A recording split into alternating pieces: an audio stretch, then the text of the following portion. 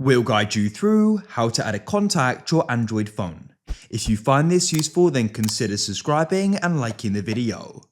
Having a contact added is really convenient because it then means you can go and have the phone number or email linked to a name essentially and saved onto your phone. This then means if you go and receive a phone call or a message from them, you can easily go and see who it is. And also means if you want to go and get in contact with them, it's really easy, as you could go and open up the Contacts app and you can then go and search for their name and go and get their contact information and go and get in contact with them. So make sure it is full guide, step by step.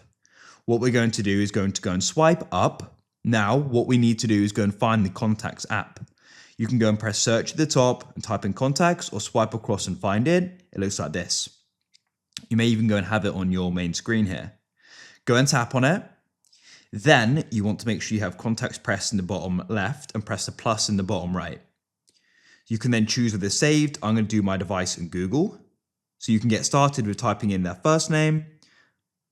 I'm just going to go and add myself in this case and type in their surname.